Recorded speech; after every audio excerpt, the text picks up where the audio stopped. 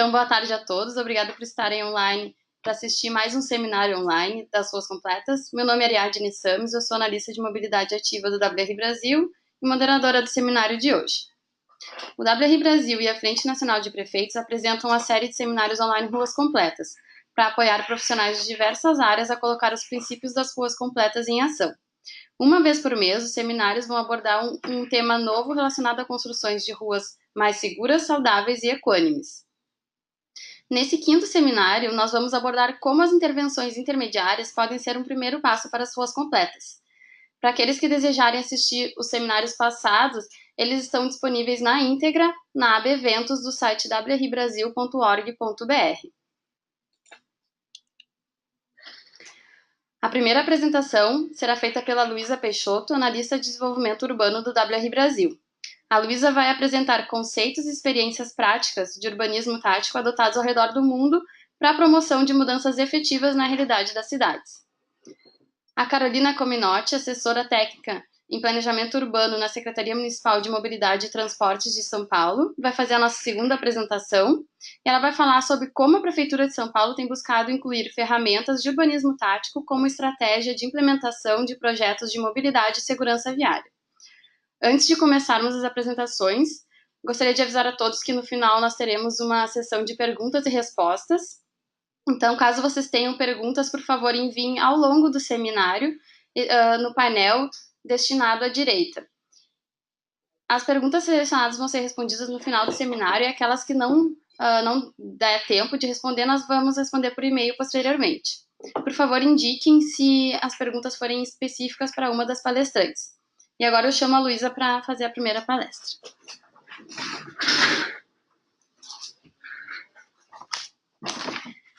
Olá, boa tarde a todos. Obrigada, Ari, pela apresentação. Hoje eu vou falar um pouquinho sobre o conceito de urbanismo tático e como ele pode ser utilizado como uma estratégia para facilitação de implementação de projetos urbanos, principalmente aqueles de ruas completas, né? Mas antes de começar a falar de urbanismo tático, vamos falar voltar um pouquinho nos conceitos e falar um pouco da cidade que a gente quer pra gente. Que cidade a gente quer construir?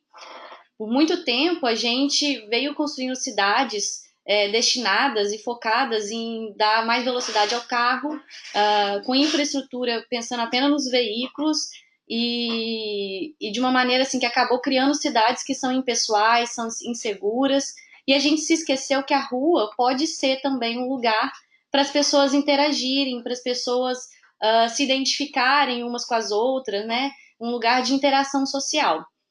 Então, essa mudança de paradigma, né? Essa transformação da cidade, das nossas ruas, em locais que possam abarcar todos os tipos de modais, que possam trazer realmente espaços de convivência para as pessoas, ela já está ocorrendo. Em várias cidades do mundo, a gente vê as nossas ruas, o desenho das nossas vias sendo adaptados para todos os tipos de modais e para que as pessoas realmente tenham experiências ao circular pela rua. E o design, como foi dito antes, a gente vê muito o design das nossas ruas mudando, e o design ele é fundamental para promover uma cidade segura, atrativa, confortável, funcional e acessível a todos. E por isso, essa transição, ela acaba se tornando muito... ela é uma quebra de paradigma, quando foi dito antes.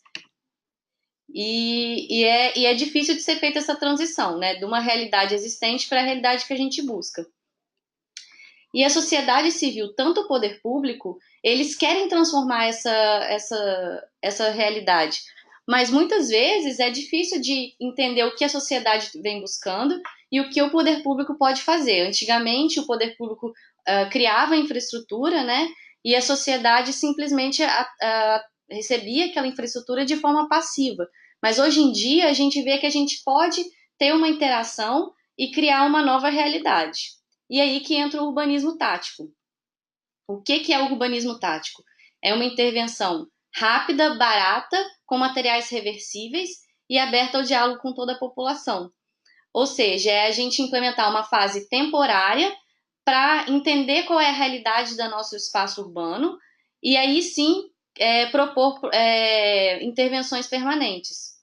E por que ele é tático? Porque, primeiro, ele é de pequena escala, mas ele serve a um propósito maior, uma construção de uma cidade nova, uma cidade mais humana, e ao mesmo tempo também ele foca em catalisar projetos de infraestrutura urbana de longo prazo. Ou seja, projetos que têm como intenção promover mudanças no espaço físico urbano são considerados projetos de urbanismo tático. E projetos que às vezes são apenas uma interação das pessoas com o espaço urbano, mas que não têm uma intenção de catalisar uma outra mudança maior, não poderiam ser considerados urbanismo tático, poderiam ser outras coisas, mas não urbanismo tático. E por que a gente utiliza esse urbanismo tático, né? São três principais vantagens de se utilizar o urbanismo tático. Primeiro, ele pode servir como uma fase para coleta de dados e avaliação do projeto, ou seja, quando um governo implementa uma fase temporária, ele pode avaliar aquele projeto, ver se está sendo realmente adequado aquele tipo de intervenção, perceber qual seria a percepção da população. Ele pode ser também uma ferramenta para abrir para a participação pública na construção do espaço, e ele pode ser também uma própria forma da população intervir naquele espaço, pedindo, né, e demonstrando o que eles querem mesmo que seja feita dentro da cidade, né, dentro do espaço público, o que eles desejam. E aí, de modo geral, o urbanismo tático atua mesmo como essa mola, assim, amortecendo essas tensões entre governo, ativistas e cidadãos, e buscando sempre integrar outros tipos de atores da sociedade para poder facilitar e criar os melhores projetos urbanos possíveis, sempre pensando em criar uma cidade mais para as pessoas.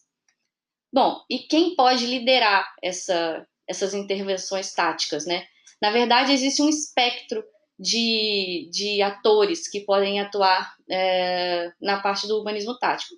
O urbanismo tático pode ser idealizado e executado pelos cidadãos, ao mesmo tempo que ele também pode ser idealizado e executado pelo governo. E dentro desse espectro, a gente vai ter uma variação e combinações desses atores. Por exemplo, você pode ter uma organização de sociedade civil implementando um projeto, mas com a ajuda dos cidadãos e com parceria com o governo. Então, essas dinâmicas entre os atores, elas vão ser muito importantes para caracterizar como e para que aquela mudança, aquela intervenção está sendo feita.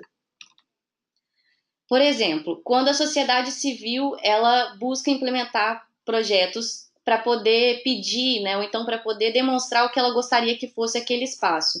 A gente tem aqui, esses são projetos todos que tem nos Estados Unidos, por exemplo, o Guerrilla Gardening, que é um projeto de implementação de jardins urbanos, hortas urbanas, nos espaços, nas ruas, nas vias, espaços coletivos, ou o bench press, que também são colocação de bancos em pontos de ônibus. Todos eles foram idealizados pelas pessoas e implementados pelas pessoas. Eles, nesse caso, eles podem ser ou não autorizados pelo governo. É sempre melhor se existe uma parceria entre governo e cidadãos, porque o que pode acontecer é que você pode fazer uma intervenção, gastar um tempo, e depois no dia seguinte tá tudo apagado, tá tudo destruído e retirado, e você criou um tipo de atrito que acabou não realmente levando a um objetivo maior. Esse aqui é uma situação que a gente vê entre uma cooperação entre uma sociedade civil e o poder público, que são um projeto que chama Calles Compartidas, em Santiago. Ele foi organizado e liderado pela organização Ciudad Emergente, e com apoio do governo de Santiago. E a ideia era criar ruas compartilhadas, né, onde carros e pessoas pudessem utilizar de modo no espaço comum, né, compartilhando o espaço. Aqui já é uma outra abordagem, quando a idealização de um projeto vem do cidadão, mas o governo executa. E aqui a gente tem o exemplo de Nova York e de Los Angeles, onde as prefeituras criaram programas em que os cidadãos poderiam aplicar para ter praças construídas nos seus bairros, então as pessoas entrariam com projetos, com ideias, e aí o governo avaliaria a aplicabilidade de cada um desses projetos, e aí eles implementariam essas praças nos locais desejados e sugeridos pela população. Aqui ainda também um outro tipo de abordagem. Esse projeto foi um projeto implementado em Fortaleza. Ele foi idealizado pelo governo, que entendeu a necessidade e a possibilidade de implementar esse projeto, que foi uma área que antigamente estava sendo subutilizada, e foi criada uma praça. E ele foi feito em cooperação com o WRI, e desse espaço que antes não tinha nada, foi criada uma praça. A praça era para durar apenas 15 dias, mas devido ao sucesso do projeto, a população pediu para que permanecesse a praça, e hoje em dia eles já estão implementando o projeto final. Uma outra ideia de projeto aplicado pelo poder público é a integração desses projetos de urbanismo tático, né, dentro de programas de governo. Por exemplo, o programa de governo da Cidade do México, Passos Seguros, fez várias intervenções de urbanismo tático pontuais na cidade, e eles foram monitorando essas intervenções, chamaram a população para participar também, pegaram a avaliação da população, e isso tudo, eles chegaram a conclusões, tiveram dados muito positivos com relação à implementação desse projeto. Ou seja, mesmo quando o governo ele atua de modo bem, só ele dentro do espaço público, só ele mesmo modificando o espaço público, é interessante também para que a população entenda por que está sendo feita aquela abordagem. Então, os dados que eles tiveram no final facilitaram bastante a compreensão da população de por que aqueles projetos seriam importantes. E, por exemplo, em Auckland, o urbanismo tático foi entendido como uma estratégia que seria incorporada ao próprio master plan da cidade, ao próprio plano diretor. Uma estratégia para tornar cidades mesmo mais ativas e com maior vitalidade. Então, ele foi realmente uma estratégia incorporada dentro do próprio plano diretor. Bom, e o urbanismo tático ele pode ser utilizado em diversas tipologias. O que é sempre importante a gente lembrar é que, primeiro, ele não é a solução para tudo, né? Tudo tem que ser realmente escolhido com muito cuidado, porque o tipo de intervenção muitas vezes vai determinar o tipo de material que a gente vai usar, o tempo que vai ficar essa intervenção, né? Então a gente vai precisar de um material mais permanente, tem vezes que vai ser só tinta, tem vezes que a gente vai ter intervenção só com mobiliário. É sempre importante fazer uma avaliação muito cuidadosa e sempre também pensando assim, esse projeto ele tem que ser um projeto que direcione para uma cidade, para as pessoas. Não adianta a gente querer fazer um urbanismo tático, mas de algum projeto que também não esteja ali para priorizar o pedestre, o ciclista e priorizando o carro, né? O que é mais importante entender mesmo é que o urbanismo tático faz parte de um processo de produção de projetos urbanos, desde a avaliação até a implementação final. O urbanismo tático está ali para ser um tipo de intervenção temporária e que vai ajudar na aprimoração do projeto final. E ele pode ser uma demonstração de um dia, ele pode ser um projeto piloto de até 1 ano, ou ele pode ser um projeto piloto que vai durar até 5 anos. Então, assim, o tipo de projeto pode variar muito, mas ele sempre tem que ter como objetivo fazer parte de uma implementação final. De modo geral, o urbanismo tático, existem 10 passos até você chegar ao projeto permanente, né? E por que a gente também não acaba na implementação, né, quando a gente fala de urbanismo tático? Porque a manutenção e o monitoramento depois são passos muito importantes, ou seja, o urbanismo tático também não é um tipo de projeto que ele acaba quando você implementa ele. A gente tem que estar sempre pensando no projeto permanente, no que vai vir depois, mesmo da implantação do projeto do urbanismo tático.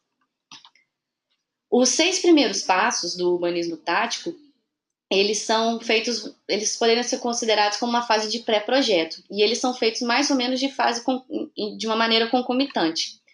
Porque, por exemplo, quando você está fazendo planejamento estratégico, definindo os planos, quem vão fazer parte da equipe interna, a gente tem que entender também quem são os atores que a gente vai chamar para participar. Esses atores vão ser parceiros ou eles vão integrar a nossa equipe?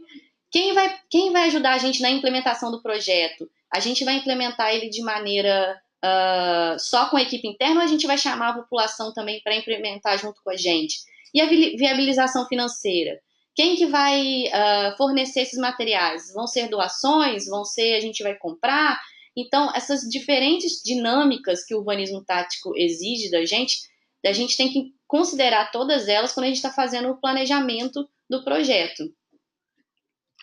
E aí depois a gente vai para a parte da própria implementação mesmo do projeto. Começando com a quebra do paradigma, né? É sempre interessante, antes mesmo de implementar um projeto de urbanismo tático, a gente ter uma fase onde as pessoas possam enxergar aquele espaço de maneira diferente. Porque às vezes a gente pergunta para as pessoas, o que você queria que aqui fosse nesse espaço fosse diferente? E a gente não consegue enxergar uma outra possibilidade para aquele espaço. A gente está tão acostumado com aquele espaço que a gente não vê uma outra vocação que aquele espaço poderia ter. E esse tipo de evento, essas intervenções efêmeras, elas são realmente uma janela para a gente entender que outras possibilidades os nossos espaços urbanos possuem. E depois a gente vem com a implementação do projeto de urbanismo tático em si. Essa implementação, como eu disse antes, pode ser feita de maneira só pela equipe interna e ela vai ser feita, por exemplo, à noite, né, antes das pessoas chegarem, ou a própria implementação pode ser um meio de incluir a população na produção do espaço, né? Então, a gente pode colocar uma estratégia de comunicação ali dentro do dia da implementação, né? Vamos ter evento, como é que vai ser feita essa implementação? Além disso, depois da implementação, a gente vai ter as fases que eu falei que é realmente muito importante, a da manutenção e monitoramento. A manutenção, quem vai fazer ela, né? Como que ela vai ser feita, vai depender muito dos materiais escolhidos, né? E do tipo de uso de cada espaço. E o monitoramento, como eu disse mais uma vez, é muito importante para que, primeiro, a efetividade daquele projeto seja comprovada ou não, né, para a gente entender realmente o que está acontecendo, e também para a gente entender o que as pessoas estão percebendo daquele espaço, e também para a gente mostrar para as pessoas que aquele espaço vale a pena mudar aquele espaço. E, por fim, a gente tem o projeto final. O projeto final, primeiramente, ele tem que ser realmente ele tem que estar relacionado, né, com aquele projeto que a gente o urbanismo tático, né, que a gente implementou. Ele tem que ser uma consequência de todos os estudos, né? Não adianta também a gente querer vir depois e mudar, ou então ignorar todos os dados e querer fazer do jeito que a gente já queria fazer antes. E ele mesmo durante a fase de implementação final, você pode deixar aberto para a população, né? É sempre bom integrar, independente de qualquer coisa. Bom, a apresentação está chegando no fim, eu vou deixar algumas dicas de materiais que podem ser depois lidos e tudo, com diferentes perspectivas sobre o urbanismo tático. Agradeço a todos, espero que a apresentação tenha sido útil, e eu vou chamar agora a Carolina.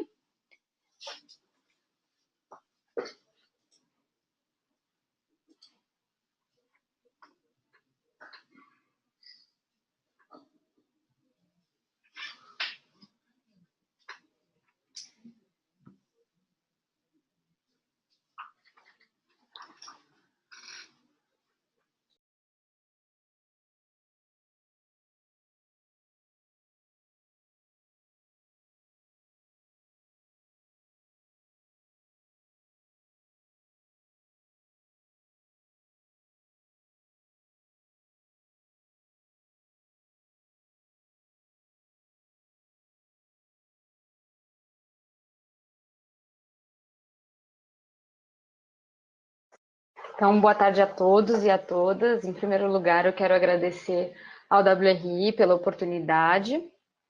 Meu nome é Carolina Cominotti, todo mundo me chama de Lila, eu sou assessora técnica em planejamento urbano e mobilidade ativa na Secretaria de Mobilidade e Transportes aqui de São Paulo. Hoje eu vou apresentar para vocês 3 intervenções temporárias que nós fizemos aqui em São Paulo. Uma que eu fui a coordenadora, então a Rua Joel Carlos Borges, no Brooklyn, a Área Calma de Santana e a Rota Escolar Segura em José Bonifácio. 3 modelos bem diferentes um dos outros para vocês conhecerem como que funcionou por aqui. Tá? Bom, então, exatamente como a Luísa estava falando, essa cena não é novidade para ninguém, né? É uma cena que é bem típica paulistana, mas também em muitas cidades do Brasil e do mundo a gente vê a cidade se repetindo. Ela foi construída e pensada nos últimos anos para o automóvel, e aqui em São Paulo nós temos 30% da frota de todo o estado concentrado na cidade. Então, a gente tem quase um automóvel para cada 2 habitantes. Mas o viário é um recurso limitado. Aqui em São Paulo, a gente tem 17 mil quilômetros lineares de vias. Ou seja, esse espaço não está bem distribuído. Eu gosto muito desse artigo aqui, desse urbanista dinamarquês, que chama A Arrogância do Espaço. Eu acho que ele pensou muito bem no nome, porque ele pega imagens aéreas das cidades e ele traça uma mancha colorida em cima dos espaços, dependendo do uso deles. Então, os espaços para os pedestres, os espaços para os carros, os espaços para as bicicletas. E aí fica muito evidente que as cidades são feitas majoritariamente para os carros, né? Elas foram pensadas dessa forma nos últimos anos. E agora a gente está mudando isso, né? O Planmob, que é o decreto que operacionaliza a política de mobilidade urbana no nível do município, é um decreto do plano diretor que ele vem ao encontro dessa nova realidade de priorizar as pessoas e a mobilidade ativa, bem como o transporte público e o transporte de carga, e, por último, os carros e as motos. Então, esse é o decreto 56.834 de 2015, e ele está em total concordância com a Política Nacional de Mobilidade Urbana. Só que o que acontece? Fazer toda essa mudança, ela não é rápida, é um processo, né? E acima de tudo, não é barato. Então, as prefeituras brasileiras, elas sofrem muito com a falta de recurso. E aí que as intervenções temporárias, elas podem ser muito efetivas, porque elas são bem mais baratas do que uma intervenção permanente e elas permitem testar alguns dos projetos. Então, uma das primeiras intervenções temporárias que nós tivemos aqui em São Paulo foi a da Área Calma de São Miguel. São Miguel Paulista é um distrito na zona leste de São Paulo, que é considerado um dos mais perigosos no trânsito. A Marechal Tito, que é uma das mais movimentadas avenidas da região, ela foi a via que mais matou pedestres entre 2014 e 2015. Então, o programa Área 40, que depois recebeu Área Calma, o nome de Área Calma da CET, ele é uma série de intervenções que pensam em priorizar o pedestre e redesenhar essa área para que ela seja mais segura para os pedestres e para os ciclistas. Então, esse projeto ele conta com 18 intervenções físicas e em 2016 foi feita um teste desse projeto. Então, a gente pode ver a praça aqui, Getúlio Vargas, que ela foi, durante um dia, ela foi completamente transformada e teve essa aura de lugar, né? Não um local de passagem, mas sim um lugar de vivência. Esse projeto hoje ele já foi licitado e as obras começam agora no segundo semestre.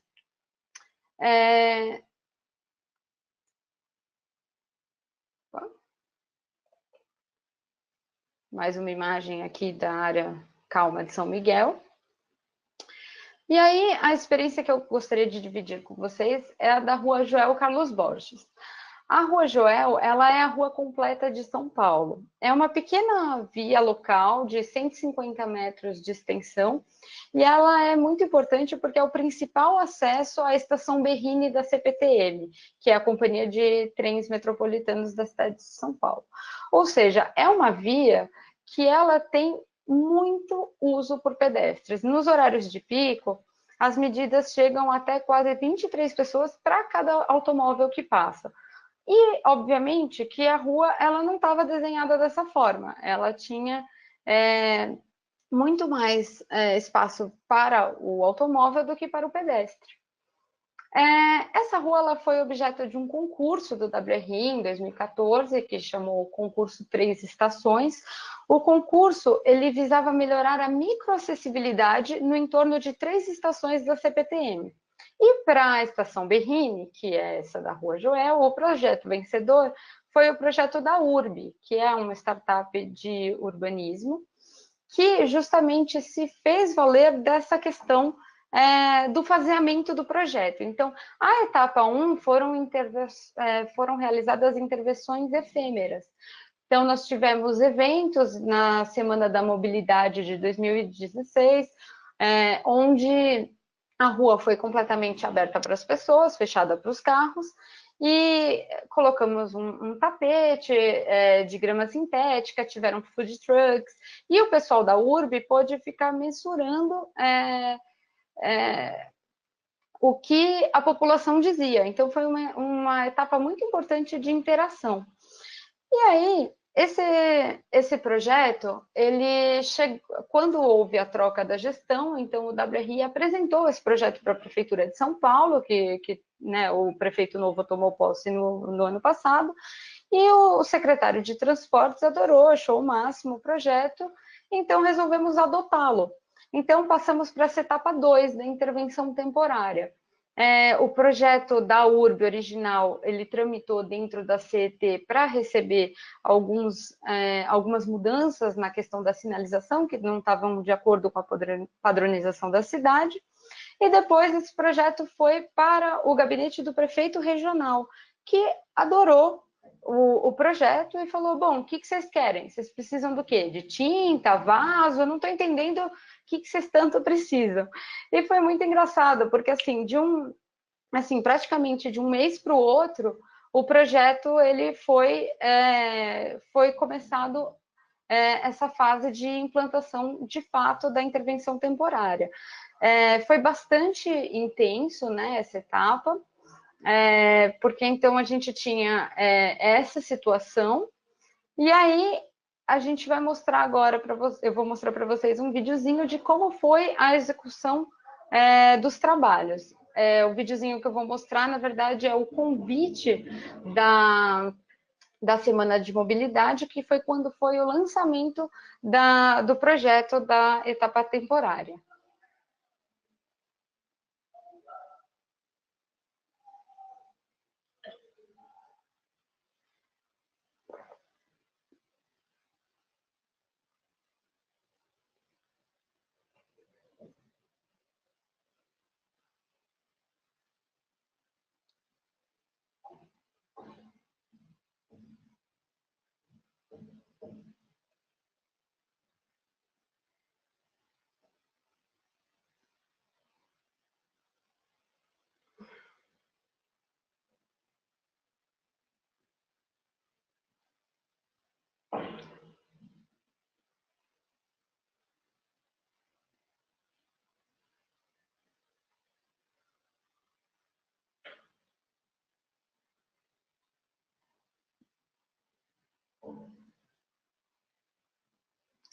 Bom, então aqui mais algumas fotos da etapa de sinalização da Joel. Ela demorou mais ou menos uma semana, porque primeiro você precisa passar tinta, depois você precisa colocar os balizadores, as taxinhas, enfim, cada uma dessas etapas dentro da etapa temporária, acaba levando uma noite. Então, foi um trabalho bem intenso, foi muito bacana, muito bem recebido pela população.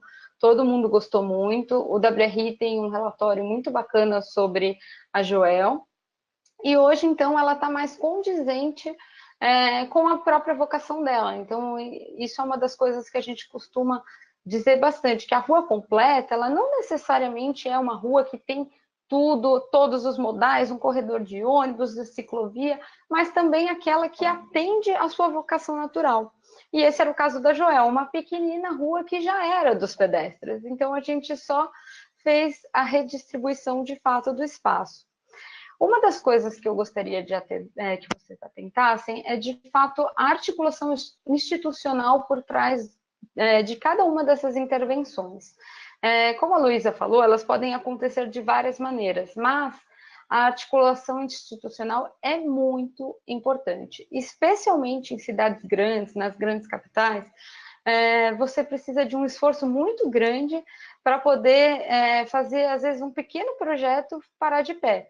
Então, no caso da Joel, nós tivemos como parceiro não só o WRI, a FNP, e os nossos parceiros internos, né, a própria CET, a SP-Trans, a Prefeitura Regional de Pinheiros, mas também a URB, que foi quem desenvolveu o projeto, a Indutil e a Down, que doaram as tintas, e que essa doação foi viabilizada através da ONG Caronetas, que produz a virada da mobilidade. Ou seja, foi justamente essa articulação institucional que resultou no evento de entrega da Joel. Então, esse foi um resultado super bacana, que tem dado bons frutos. Um outro exemplo muito legal é o da Área Calma de Santana. A Área Calma de Santana, assim como a Área Calma de São Miguel, é um dos projetos da CET, das áreas calmas, das áreas 40, que Santana fica na zona norte de São Paulo e tem um centro comercial muito importante ali. E aí, mas, obviamente, o viário está desenhado para os carros, né? Então, assim, o pedestre que vai lá fazer suas compras, ele acaba tendo que esperar muito, as distâncias para atravessar são longas. Então, essa esquina em especial da Doutor César com a Rua Salete, a gente teve um aumento de 38% da área peatonal. Também foi realizada uma intervenção temporária durante a Semana da Mobilidade do ano passado, então terceira semana de setembro, né, que é perto do Dia Mundial Sem Carro. Então foi feita uma intervenção temporária junto com a população, junto com o evento, e foi muito bacana. E aí, novamente, a articulação institucional foi bastante importante. A Bienal de Arquitetura fez um pedido ao ITDP para que replicasse, né, o que foi feito na área calma de São Miguel em um novo lugar da cidade, e aí com o dinheiro da City Foundation, a parceria com a Bloomberg, com a Nacto, com o WRI, a Vital Strategies, e o apoio da CET, SP-Trans, da Prefeitura Regional de Santana do Tucuruvi e da Secretaria de Mobilidade e Transportes, nós pudemos colocar, então, essa intervenção temporária que aconteceu no dia 18 de setembro do ano passado. Tem muito mais informação no site do ITDP, que tem um relatório sobre a intervenção, que está aqui embaixo nesse link. E o mais legal disso tudo é que teve uma janela de oportunidade muito bacana para a real implantação da área calma de Santana. O programa Asfalto Novo da Prefeitura de São Paulo é um programa de recap de vias e que, obviamente, conta com uma verba de sinalização, porque uma vez que a via está recapeada, ela precisa ser ressinalizada. Ou seja, quando essas duas vias foram recapeadas pelo programa Asfalto Novo, surgiu, então, a oportunidade de não repetir o desenho anterior e sim colocar já, então, a interseção nos moldes do projeto. Então, hoje, também essa é uma segunda intervenção temporária que foi realizada novamente, né, em parceria com uma boa articulação institucional. E o último exemplo que eu vou trazer para vocês hoje é o da Rota Escolar Segura. A Rota Escolar Segura é um programa da CET, perto da Coab José Bonifácio, que também fica na zona leste de São Paulo. E o projeto, na verdade, ele foi escolhido porque essa é uma área que tem 33 escolas e quase 20 mil alunos. E a CET realizou uma pesquisa no local e a maioria dos alunos iam para a escola a pé. Então, foram traçadas rotas para que os alunos, mapeando, né, o caminho que os alunos faziam, e de lá surgiu um projeto piloto de readequação de vias. Então, aqui a gente tem a concentração de atropelamentos, né, do local, e aí esse projeto da CET, então, ele conta com 3 pontos diferentes, 3 intervenções maiores, justamente respeitando a linha de desejo do pedestre, aumentando, então, o espaço de calçada, fazendo com que o pedestre, de fato, seja priorizado através do espaço construído. Então, a intervenção temporária, ela aconteceu nos dias 16, 18 e 19 de maio agora, então das 10 às 17 horas, de novo, com evento, com participação da população. Nesse projeto em especial foi muito importante a participação da JET, né, então da Gerência Regional da CET lá na Zona Leste, e também do CETET, que é o Centro de Educação e Treinamento da CET. Então, foi um trabalho muito bacana, em conjunto, e em parceria também com as nossas organizações parceiras, incluindo a WRI, a Bloomberg, a NACTO, o TDP e a Vital Strategies. Então, novamente, a gente vê que, apesar do projeto ser da CET, e, enfim, a verba agora para implantá-lo está sendo viabilizada por lá, novamente, a articulação institucional ela é muito importante. Eu diria que é uma das coisas mais importantes. Então, esses foram os 3 exemplos. Deixo aqui para vocês o meu contato, caso tenham alguma dúvida sobre esse ou outros projetos da Prefeitura de São Paulo, e agradeço de novo a oportunidade. Obrigada.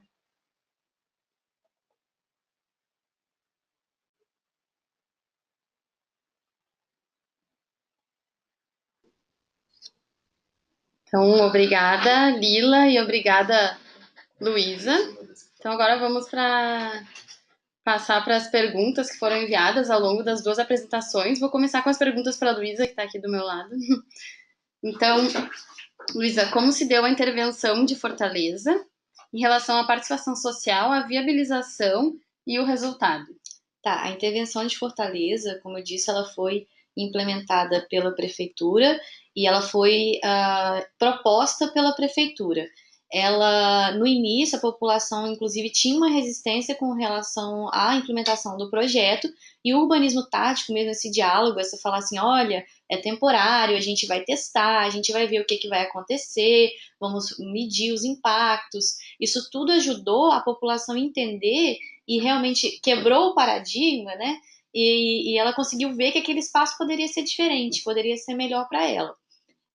Além da participação da população local, a gente destaca também a participação também de outros atores da sociedade, como, por exemplo, a universidade. A universidade foi responsável pelo monitoramento da área. Eles, inclusive, implementaram uns totens para poder que os moradores poderiam colocar avaliar a satisfação do espaço, né? Então, essa interação entre os diferentes atores, tanto locais como a sociedade pela universidade e a própria prefeitura, foi muito benéfica, assim, para a implementação do projeto final. Acho que o resultado é justamente, né, a população gostou tanto que agora eles estão implantando a solução permanente do que foi testado com o urbanismo tático, né? Sim. Bom, segunda pergunta. O urbanismo tático, da forma como ele foi apresentado hoje, com durações e tempos definidos, nos torna uma ferramenta sólida? Tem alguma flexibilidade nessas regras que tu descreveu? Sim, na verdade, aqui essas regras, né, que não são bem regras, né, mas são possibilidades, né, que foram descritas aqui para o urbanismo tático. E não existe uma receita pronta, né, do que precisa ser feito. A intervenção ela pode ser feita de maneira efêmera, durar um dia e realmente ter um impacto, né, depois na, no projeto final, ou ela pode ser mais permanente, demorar anos, né? Isso vai depender mesmo de cada contexto, de cada projeto, do que a realidade de cada local está demandando mesmo. É a população que está pedindo, então a gente vai fazer uns testes, ou é ao contrário, a população está relutante. Então, de acordo com cada tipo de projeto e cada necessidade, a gente vai ver como a gente vai poder implementar esse projeto de urbanismo tático. Agora, o mais importante é entender que sempre a gente tem que estar pensando em transformar o espaço urbano de forma permanente. Esse é o mais importante, a gente está com uma visão estratégica, né, lá na frente. Bom, e uma última pergunta, como mensurar o tempo da intervenção temporária, né? O tempo ele vai depender muito, na verdade, da disponibilidade dos materiais, de recurso, né, de tipo de manutenção, como que a gente vai fazer essa manutenção, porque como o urbanismo tático, os materiais eles são mais, eles são móveis, né, eles podem ser modificados, eles requerem geralmente maior manutenção. Então, a maioria das vezes depende disso. E é claro que também depende do que você está querendo atingir, né? É uma fase só para um monitoramento? Quanto tempo o monitoramento vai fazer efeito, esse monitorar o antes e o depois, né? Vai depender muito dos detalhes do projeto, mas ele pode variar bastante, né? De acordo com a Sim, são vários necessidade. fatores que tem que se considerar para mensurar quanto tempo ela vai ficar ali a intervenção temporária. Bom, Lila, vou te fazer aqui duas perguntas. O teu áudio está ligado, então a gente consegue te ouvir.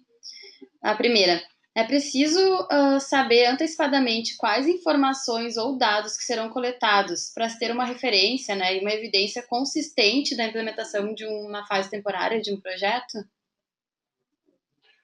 Olha, é sempre muito importante, né? Eu acho que essa é uma das grandes estratégias do urbanismo tático, é você poder medir e ir atrás. Então, assim, sempre que você puder também ir atrás de cases que são parecidas com o que você está pretendendo implantar, ver alguma outra cidade que implantou algo semelhante ao que você quer fazer, você já sai na frente, né? Você, inclusive para convencer todos os atores, para integrar todo mundo, falar, olha, é isso que a gente está querendo, e aí sim fazer toda a etapa de mensuração é importantíssimo, tanto antes quanto depois, para você ter, inclusive, uma base de comparação, falar, olha, depois da intervenção a gente conseguiu isso, isso e isso, que antes a gente não tinha. Então, isso é muito importante e eu acho que é uma das coisas mais valiosas da intervenção temporária.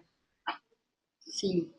E a segunda pergunta que a gente selecionou, o projeto da Berrine, ele contemplou a acessibilidade de pessoas com deficiência física ou mobilidade reduzida nessa fase temporária? Sim, todos os projetos, as premissas de acessibilidade são sempre repensadas. No caso da Joel, então a gente já tinha as guias rebaixadas, então já estava mais fácil. Mas é sempre muito importante entender as condições com as quais você está trabalhando. No poder público, às vezes a gente precisa fazer o que é possível fazer. É óbvio que as questões de acessibilidade são sempre pensadas, mas às vezes, por questões de tempo político, das decisões, por exemplo, às vezes a gente não consegue deixar exatamente da maneira que a gente gostaria. Mas como se trata de uma intervenção temporária, também é uma forma da gente aprender com os erros e poder fazer melhor no projeto permanente. Eu acho que justamente isso, né? Testar aquela solução, né? E faz parte disso testar a acessibilidade também, né? E a gente sabe que Exato. às vezes a tinta e tal não vai conseguir ajeitar, né? Uma calçada, por exemplo, que tem buracos e tal, e que é algo que tem que ser pensado com certeza para o projeto permanente, né? Exato. Então, é isso. A gente vai chegando ao final dessa sessão de perguntas e respostas. Eu informo que as perguntas que não foram respondidas aqui durante o seminário, elas podem ser respondidas depois por e-mail. A gente vai salvar elas aqui, quem nos enviou. Então, nós vamos responder elas posteriormente. Então, agradeço as nossas palestrantes de hoje. E o nosso próximo seminário ele vai acontecer no dia 27 de agosto, nesse mesmo horário, das 14 às 15. Nós vamos falar sobre como medir o impacto das ruas completas, né? Então, justamente, quais são metodologias e formas de medir esse antes e depois das ruas completas. E convidamos a todos para se inscrever. O link para a inscrição tá aí no slide.